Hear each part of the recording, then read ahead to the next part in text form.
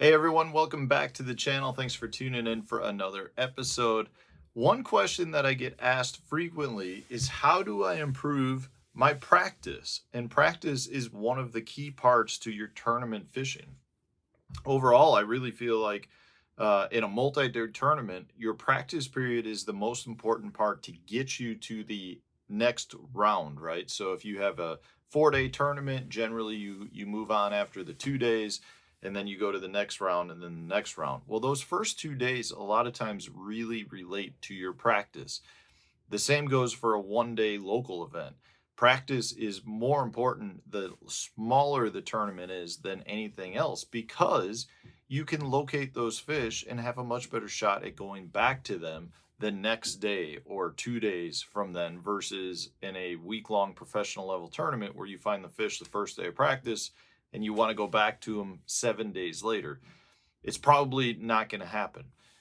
So, one of the biggest things that I see a lot of anglers make is that they catch too many fish in practice. Now, there's kind of two different trains of thought on this, and a lot of anglers will give you different opinions, but really what you need to do is break your fish down into two groups.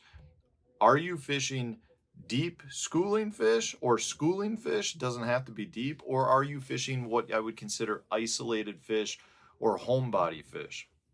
If you happen to be fishing targets where you think there's a fish that lives there, so maybe it's a stump, maybe it's a dock, maybe it's a brush pile, those are generally places where I don't want to catch the fish. I'm going to do everything I can to determine fish size without actually hooking that fish. And the reason for that is if that fish lives there, if that's his home base, his home territory, you have a much better shot at going back and catching that fish in the tournament if you don't catch it in practice. It does not happen often where you catch the same fish you saw in practice that you caught in practice. It happens much more frequently where you find a fish and you go back and catch that fish. And a lot of times it may not be on the exact same target, but it may be within, the next target over, whether that's, like I said, you might have 3 laydown trees. Maybe the laydown you saw that fish in practice, maybe they're 50 feet down the bank in the laydown next to it. But I do firmly believe that you can catch a lot of those fish that you see in practice if you don't catch them in practice.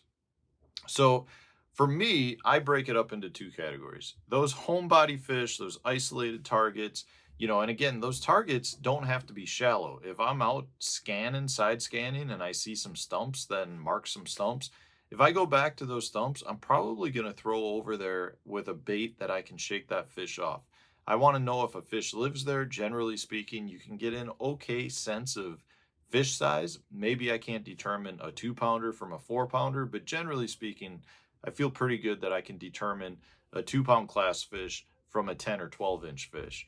And from that standpoint, I feel like if I'm catching better quality fish or, 2+ pound class fish, or I'm shaking those fish off, at some point I'm going to run into a bigger fish. So if I know that I'm making a cast at a specific target, I'm going to not catch fish if I can get away with it in practice. Now, if I'm fishing groups of fish, that's when I do want to catch 1 or 2 fish, or 3 or 4 or 10 to determine the size of the fish that are in that group.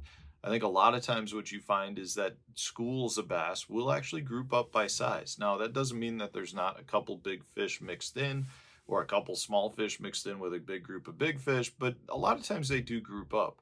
So if I'm fishing, say, a ledge lake and I graft a bunch of fish and I pull up, make some casts, and I go on, I cast in there, I get a bite, I'm going to catch that fish. And if I catch that fish and it's a 14-incher, I'm going to cast again, and I'm going to catch another one, and I'm going to catch another one. And I want to see, are there good quality fish mixed in with that school, or is that school primarily smaller fish? So I have to catch those fish in that instance. The same thing goes for schooling fish. If I see fish that are busting, or I see fish that are chasing bait on my electronics, I'm going to try to catch a couple to determine size. Now, I'm not going to sit here and say that I'm going to look at my forward-facing sonar and just say, hey, that's a 4-pounder, that's a 2-pounder. I don't feel comfortable enough with that to not catch those fish. I've seen enough instances where I thought a fish was small, turned out to be not that big. And I've seen enough instances where I saw that fish and I thought it was small and it turned out to be a 4-pounder. So I'm not always going to just look at my graphs. I want to catch a couple fish and try to dictate. Now, if I look at my graph and it looks like some good quality fish and I see there's 15 of them and I can catch one, I'll catch one and try to confirm if it is something that I think is better. But generally speaking, I'm going to be trying to actually hook and catch fish in practice when I feel like I'm chasing some fish where I need to know, are these better quality fish or are they not? A lot of times you don't even get that that great ability, right? A lot of times it just kind of comes down to the lake that you're fishing to determine whether you're going to have those big schools of fish. But it is really a key for an angler to not catch as many fish as they can in practice. Now, this is my approach. I also know that there's a lot of anglers that catch every fish that bites in practice. And a lot of those anglers do well. Now, I will say their approach is not simply, I'm going to pull up into an area and catch 10 bass. Their approach is they pull up into an area, they catch 1 or maybe 2 bass, and if the quality is good, they leave and they go somewhere else. And then they fish that area. If they catch 1 or 2, if they like what they're seeing, they'll catch 1 or 2 and leave and get out of there. I think that's an all right approach too, because that is based off of the idea that if they caught 2 fish in an area, if it's a good area, there's going to be a lot more fish. And a lot of times they're similar quality fish. So I think that mindset pans out well in terms of, trying to find the winning fish. But a lot of times you're burning a couple of fish that won't help you in practice. So I think a lot of that comes down to the type of angler that somebody is. If you're looking more for groups of fish, you probably end up catching more fish in practice. If you're looking more for kind of those hidden little gems, maybe, the little stumps or an isolated rock or just the pieces of cover where you have a fish that's more of a homebody, you don't want to catch that fish if you don't have to. In fact, a lot of times I don't even want to throw bait at them if I don't have to. If I'm fishing really shallow, clear water and I can visually see fish with my eyes, I'm not even going to cast at them. I'm going to mark it and keep moving on. But, I just think it's important to recognize what you're doing. I think a lot of times some of the biggest mistakes that anglers make during pre-practice is catching too many fish. So let me know in the comments section, what do you guys think? Do you think you shouldn't catch them? Do you think you should catch everyone that bites in practice? I'd love to hear from what you guys have to say, but this is what's worked for me over the years, and I'm just relaying it on because I've had a lot of questions on this. And I don't know that there's necessarily a right or wrong answer, but I definitely feel like if you can get away catching fewer fish, you're going to put yourself in a position where you might catch a few extras in the tournament. So thanks for watching, guys. I appreciate all the support that you give me. I hope that you'll tune in tomorrow.